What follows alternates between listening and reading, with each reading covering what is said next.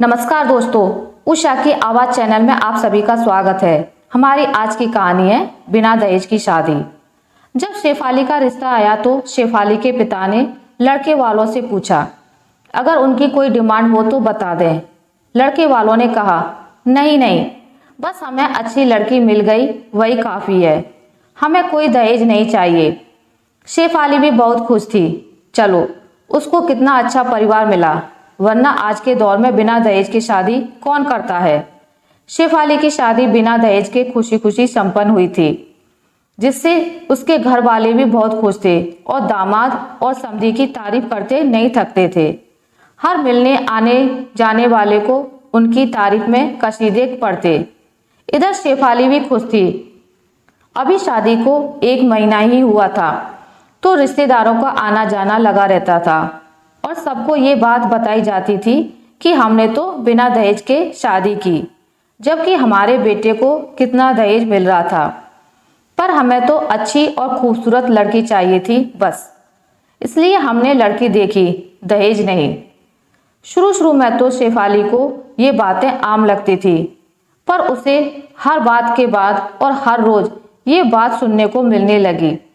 कभी सासू माँ कहती, बहू तुमने जरूर सोने के गौरी की पूजा की होगी कि बिना दहेज के इतना अच्छा परिवार और इंजीनियर पति मिला, वरना मोटा दहेज देने पर भी ना मिलता ऐसा परिवार।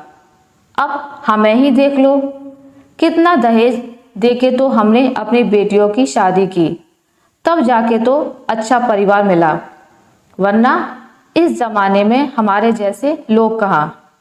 दोनों नंदों का भी वही हाल था।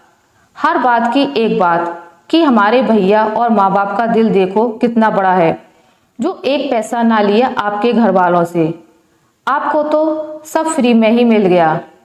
ये बातें शेफाली को अब सुन के चिढ़ होने लगी। उसे ऐसा लगने लगा जैसे कितने एहसानों तले दबी है। ऊपर से घर के सारे काम, नंदों का घर एक ही शहर में होने से वो भी वीकेंड पे चली आती पति और बच्चों के साथ। वो सबकी पसंद का खाना अलग अलग बना के खिलाते हुए उसका पूरा दिन निकल जाता। खाने का भी समय नहीं मिलता, लेकिन पूरे घर में कोई भी नहीं पूछता कि तुमने खाना खाया या नहीं। कभी दिन का खाना रात को तो रात का खाना दिन में खाती, क्योंकि सासू माँ कहती अन्न को बर्बाद नहीं करते, मेहमानों को दे नहीं सकते, और मैं और तुम्हारे बाबूजी बीमार रहते हैं तो खा नहीं सकते, तो मजबूरी में शेफाली को ही खाना होता सब बचा हुआ। उसे सबसे बुरा तो तब लगता जब रंजीत भी उससे एक बार भी नहीं पूछते कि तुमने खाना खाया या नहीं, या तुम्हारी क्या मर्जी है। रंजीत भी हर बात में यही कहते, मेरे घर से अच्छा कोई घर होगा भला जो बिना दहेज के शादी करे। वो तो मेरे घर वालों का बड़ा दिल है जो शादी कर ली। अब ये हर रोज की कहानी हो गई थी।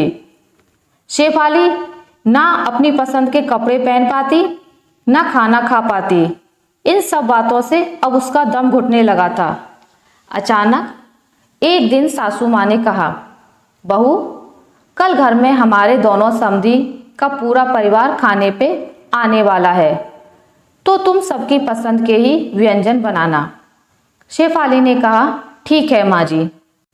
शेफाली ने दिन भर मेहनत करके सबकी पसंद का खाना बनाया।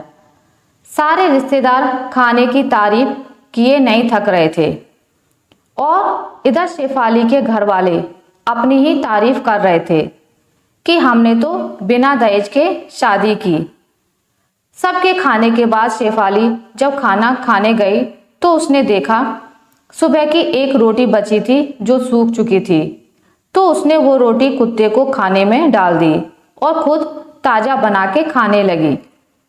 इतने में सासू माँ आके बोली, ये क्या बहू, तुमने रोटी कुत्ते को क्यों दी, खुद खा लेती तो क्या हो जाता, इतना अन्न बर्बाद कर दिया। शेफाली बोलने ही जा रही थी कि तभी रंजीत आ गए और बोले, तो अब तुम मेरी माँ से जुबान भी लड़ाओगी। पर रंजीत, मैंने तो अभी कुछ बोला ही नहीं, शेफाली ने बोला। क्या अभी भी कुछ बाकी रह गया है बोलने को, रंजीत ने बोला। पर रंजीत, तुम बिना बात जाने इतना क्यों गुस्सा हो रहे हो? पर क्या शेफाली, तुम्हारे बाप की औकात नहीं थी तुम्हारी शादी करने की, और तुम हमारे घर का अन्न बर्बाद करो और हम तुम्हें कुछ बोले भी ना? एहसान मानो हमारा जो तुम्हारी शादी करा दी, वरना पड़ी होती अभी तक कुंवारी। बस बहुत हुआ, बहुत सुन चुकी मैं आप लोगों की बकवास। इतना सुनते ही शेफाली का गुस्से पर काबू ना रहा। उसने रंजीत से बोला, अब अगर एक भी शब्द बोला तो अच्छा नहीं होगा, और रही बात मेरी शादी की, तो भूल गए हो तो याद दिला दूं, शादी हम दोनों की ही हुई है, खाली मेरी नहीं। रही बात बिना दहेज की, तो तुमसे मेरे पापा ने पूछा था कोई मांग हो तो हमें बता दीजिएगा, क्योंकि मेरे घर में दहेज लेना और देना दोनों ही काम नहीं होते और ये कानूनी भी जुर्म है। रही बात शादी होने की, तो शादी तुम्हारी नहीं हो रही थी, तभी तुमने अपनी उम्र 4 साल कम बताई और ना ही अपने नशे की आदत के बारे में बताया।